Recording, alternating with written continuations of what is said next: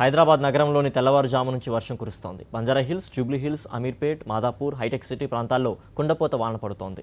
ఏకదాటిగా కురుస్తున్న వర్షంతో లోతట్టు ప్రాంతాలు జలమయమయ్యాయి. మరిన్ని వివరాలు మా కరెస్పాండెంట్ తిరుమల అందిస్తారు.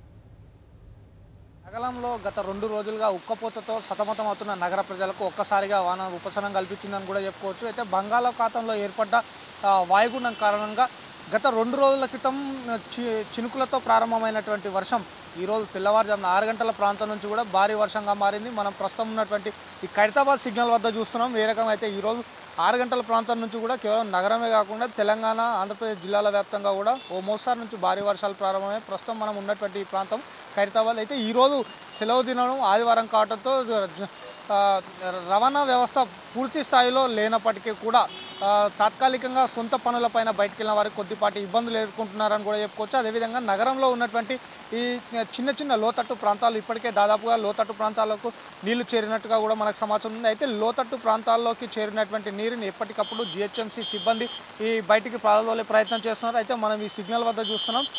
ఈరోజు ఉదయం 6 గంటల నుంచి ప్రారంభమైనటువంటి వర్షానికి ఇది మొదటగా చిన్న వర్షంగా ప్రారంభమైనటువంటి వర్షం భారీ స్థాయిలో ఊపందుకుంది. ఇప్పుడు చూస్తున్నటువంటి ఈ వర్షం భారీగా మారుతుంది. అయితే ఈరోజు ఆదివారము సెలవు దినం కావడంతో నగర ప్రజలకు పూర్తి స్థాయిలో ఉపశమనం లభించిందని కూడా చెప్పుకోవచ్చు. అయితే ఏది ఏమైనప్పటికీ కూడా ఇదే వర్షం మరో 2 రోజుల పాటు కొనసాగితే ఇప్పటికే వర్షాభావ పరిస్థితుల్లో తీవ్ర ఇబ్బందులు ఎదుర్కొంటున్న రైతులకు ఉపశమనం కలుగుతుందని కూడా మనం తెలుపుకోవచ్చు. కెమెరా పర్సన్ సతీష్తో తిరుమల రెడ్డి, సాక్షి న్యూస్, ఖైరతాబాద్ సిగ్నల్.